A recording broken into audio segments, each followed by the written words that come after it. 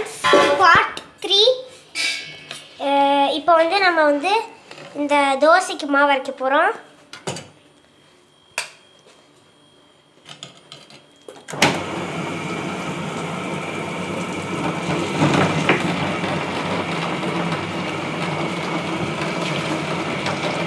Friends, நம்ம போட்டாச்சு.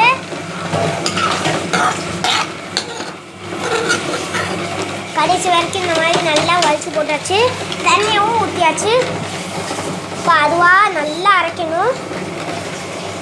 நான் தோசை மாவுக்கு இட்லி மாவு மாதிரி கட் பண்ணி எடுக்கலை. அப்படியே ஃபுல்லாத்தையுமே எடுத்துடுறேன் எப்படி அரைக்குதுன்னு.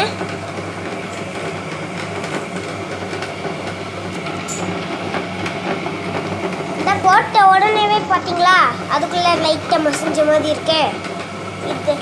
இதுதான் இந்த கிரைண்டரோட ஃபாஸ்ட்னஸ்ஸு. இப்போ இந்த மாதிரி இட்லிக்கு 4 இதையுமே நம்ம பேக் பண்ணியாச்சு.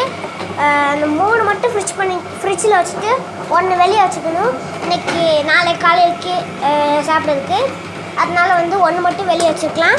மீதி 3ஐயும் ஃப்ரிட்ஜில் வச்சுக்கலாம்.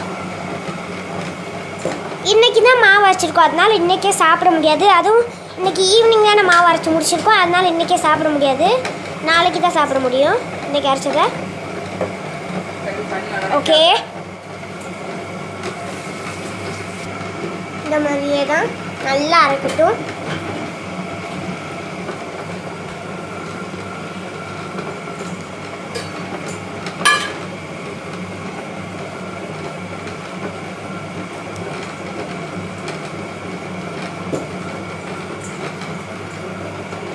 உங்களுக்கு நல்லா தெரியும் எப்படி அரைக்குதுன்னு. இதே மாதிரி தான் அரைச்சிட்டு இருக்கணும். பாருங்க, சூப்பராக ஸ்பீடாக அரைக்குதுன்னு நான் சொன்ன மாதிரியே.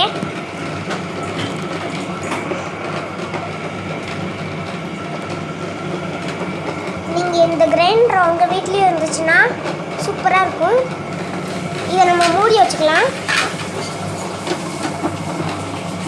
ஒரு சில பேர் தோசைக்கு வெறும் வெந்தயமும் அரிசியும் உளுந்து மட்டும் போட்டு செஞ்சு பார்ப்பாங்க. அது எப்பவும் போல தான் இருக்கும் நார்மலாக. ஆனால் அந்த பச்சரிசியும் கடலைப்பருப்பும் எக்ஸ்ட்ராவாக நீங்கள் ஒரு தடவை மட்டும் சேர்த்து பாருங்கள். சூப்பராக ரொம்ப கிறிஸ்பியாக இருக்கும் தோசை.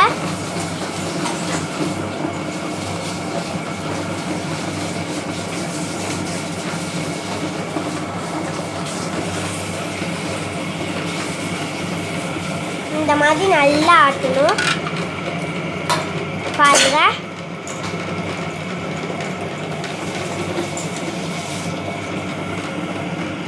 இது எதுக்கு இப்படி ஒயிட் கலரில் வந்துட்டு போகுதுன்னா, ஏன்னா நாங்கள் இந்த தோசைக்கு இட்லிக்கு மாவு எடுக்கிறப்ப அந்த மாவு இந்த மாதிரி லைட்டாக எப்போவுமே இப்படி தான் செஞ்சோம் அந்த மாவு.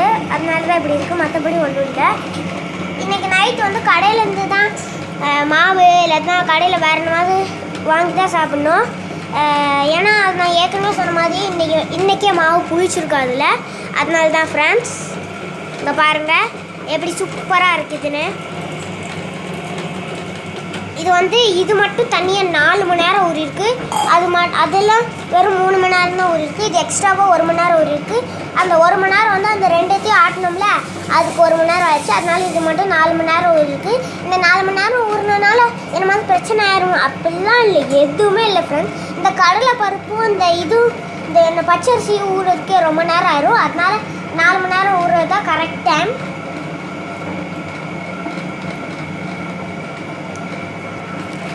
இந்த மாதிரி நல்லா அரைச்சிக்கிட்டே இருக்கட்டும். ஃப்ரெண்ட்ஸ், இங்கே பாருங்கள் எப்படி அரைக்குதுன்னு. இதே மாதிரி தான் அரைக்கணும். இன்னொரு 10 மினிட்ஸ் மட்டும் அரைக்கட்டும். அப்புறம் நம்ம மாவு எடுத்துடலாம்.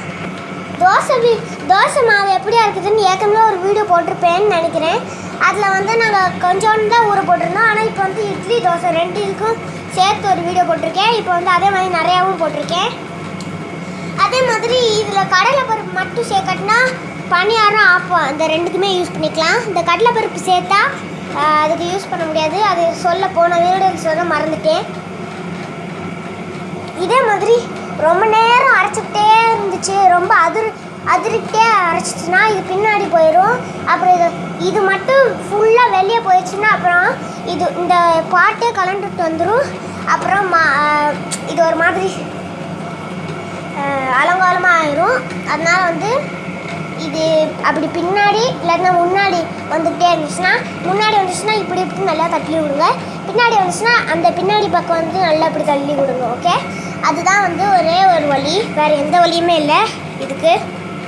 அதே மாதிரி அப்படி தள்ளி விட்றப்ப இந்த கிரைண்டர் ஆஃப் பண்ணிட்டு தான் தள்ளி விடணும். ஆஃப் பண்ணாமல் தள்ளி விட்டா அப்புறம் அதுவும் இந்த மாதிரி ஆயிரும். இப்போ நல்ல ஸ்மெல் வருது, மாவு ஸ்மெல்லு சூப்பராக இருக்குது ஃப்ரெண்ட்ஸ். இப்போ இதை அமர்த்திடலாம். கொஞ்ச நேரத்துக்கு அப்புறம் தான் எடுக்கணும், உடனே எடுக்கக்கூடாது. ஏன்னா இப்போ வந்து மாவு லைட்டாக ஹீட் ஆகிருக்கு. ஏன்னா அந்த மிஷினும் லைட்டாக ஹீட் ஆகிருக்கு, ரொம்ப ஹீட் ஆகிருக்கு. அதனால மாவும் ஹீட் ஆகிருக்கு. அதனால் கொஞ்சம் அமர்த்திட்டு ஒரு 2 to 3 minutes பார்த்துட்டு அப்புறம் தான் எடுக்கணும். Okay bye. நான் இன்னொரு வீடியோவில் கண்டிப்பாக சந்திக்கிறேன். பாய்.